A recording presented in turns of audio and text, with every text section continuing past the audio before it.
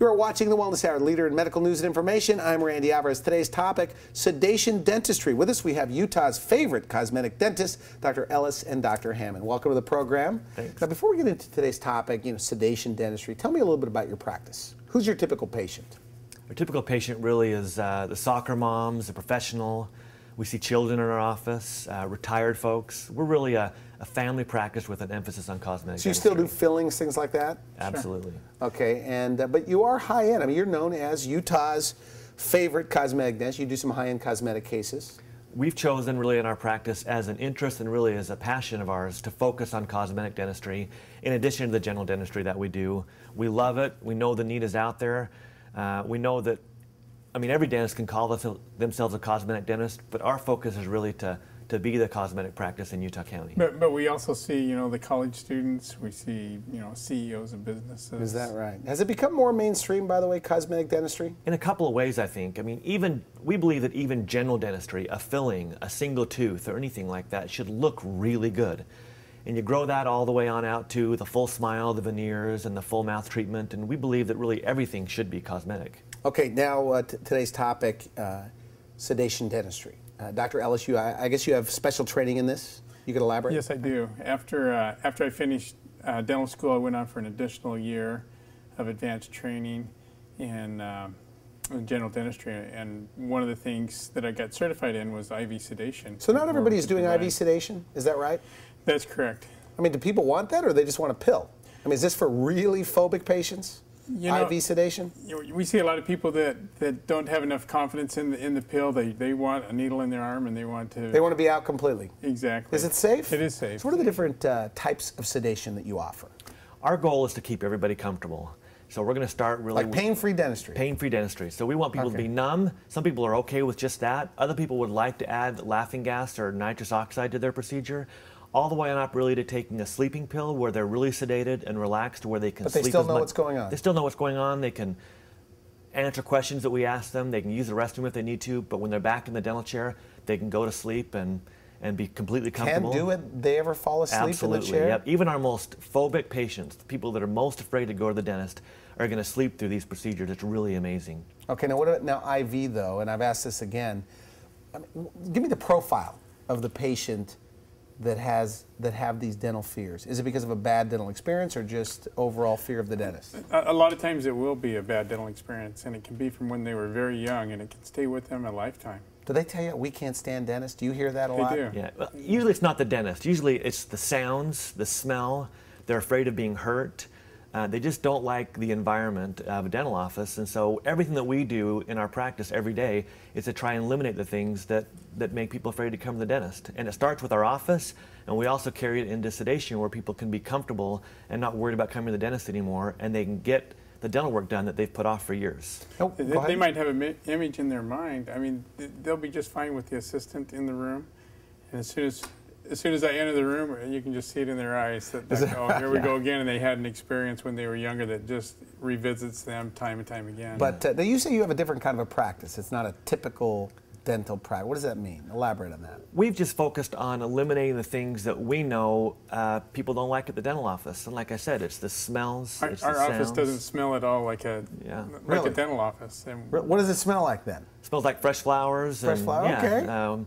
We just tried to create an environment that's more like a comfortable home or a hotel where people come and they don't encounter the things that usually have created bad experiences in Do you their both life. do the same thing in the practice, by the way? We do. I know you do a lot of cosmetic dentistry, a lot of general dentistry. You do kids too, children. Yep, we do. full families. Now let's talk about your background in training. I mean, you guys, I guess some people would say a fanatic for ongoing training, and I'll throw out some of the training. This is after dental school. The Crown Council. Yep. What is that? We're a member of a group called the Crown Council. It's a network of dentists really across the country that focuses on excellence, on community service, charity work. But it's really a group of top offices across the country that we boost each other up to the next level. Does it have a cosmetic slant? It does, yep. There's a group of us that really focus on cosmetic dentistry. We network and talk almost every day on the latest procedures and how to make us better. Now, we're going to show your before and afters. And I said, because I said, look, we need to talk about this sedation dentistry. I guess it's a hot topic. A lot of people are afraid of the dentist. Yep. And interesting statistic. You say that that there are a lot of people that don't see dentists, like 5 years, 10 years, 15 years. Tell me about that. That's right. Half the population don't see the dentist, and a lot of times it comes down to what we found to be 3 different reasons why they don't do it. A lot of times it will be fear from a bad experience when they were younger. A lot of time will be a lack of time. I mean, so many visits to get in and get everything done that they need to. Busy. They people feel are busier than are. ever. Exactly. They feel like they've got so much that they got to get done. It's going to consume so much of their time. The time's the big factor. And then also the financial end of it. Is this like anesthesia where people get sick? Some people just say, "Hey, I get sick with anesthesia." You know, when we follow these procedures, it's very rare. Very rare. The Nothing to worry about. No, it's very safe. Okay, what are the different categories of patients then? We're talking about sedation dentistry. What are the different categories of procedures you're doing with sedation? You know, number one. Just probably quantity, wanting to get a lot done all at once. You know, Is that right? Whether that's fillings, crowns, extractions, anything that they... Busy people. Yeah. And so they even if you're not afraid of the dentist, you want to go for an afternoon and just relax. We hear that a lot. It's amazing. Even the professionally owner of a company will come in and he says, Dr. Hammond, I just got to tell you, it's been forever since I've been in. And I'll ask him why, and he'll say, it's the time. I know I have a lot of dentistry to get done.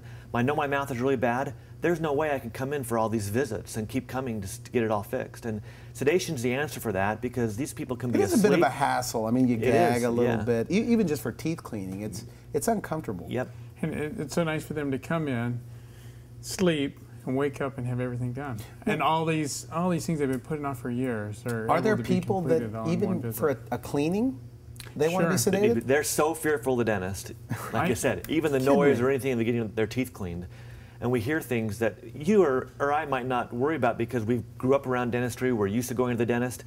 But for some experience in their earlier life, they don't even like getting their teeth cleaned, and we have people that need to be sedated just to get their teeth cleaned. I had for instance, I had a patient a couple years ago, Kevin, that came in that was so fearful of even having the hygienist blow air on his teeth. Really? That he asked me if he could have IV sedation for tooth cleaning. And at first I thought it was a little excessive, but once I sat down, I said, this is a real deal. I mean, he needs to be sedated for his initial cleaning.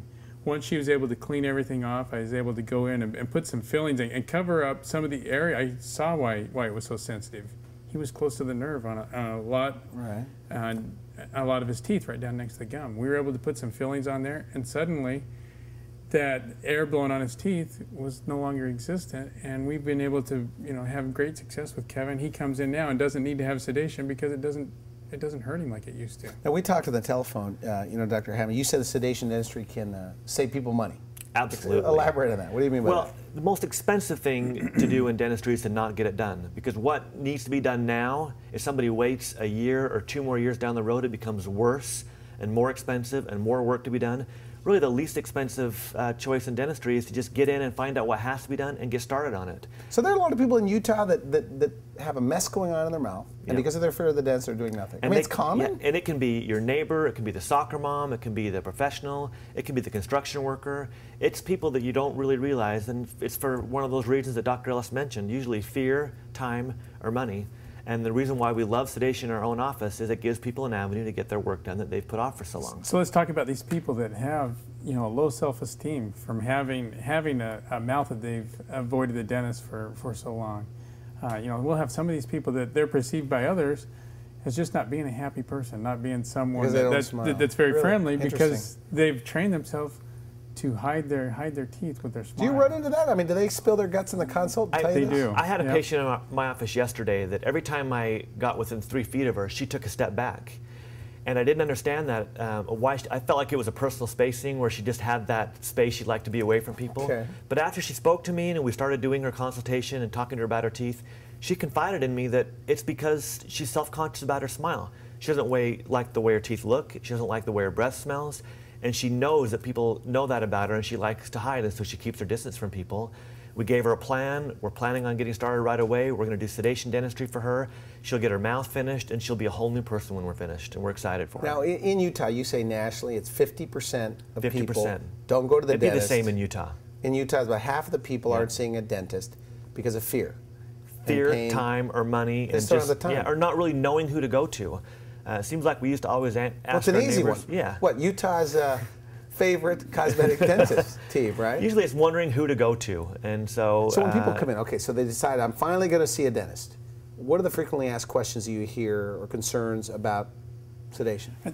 I would have to say that the number one thing that comes out, am I going to remember anything? Really, they say that? And Same for you? What's your number one? Yeah, that's got to be it. Am I going to feel anything? And am I going to be asleep the whole time? They basically want to know that they're comfortable and they won't remember or experience any So they don't even interference. want to remember the procedure. And 95% of the people don't remember anything that happened. It's really amazing. with the methods that we use, it actually has a little bit of retroactive amnesia. Meaning, really? Meaning that it's going to eliminate some of their memory, you know, a few minutes before we even start the procedure. So they don't remember the procedure? They don't. 95%. They'll remember occasionally a few details, like I remember going to the restroom, I remember asking a question, but the things that they've worried about for years, the smells we talked about, the sounds, they don't remember any of that.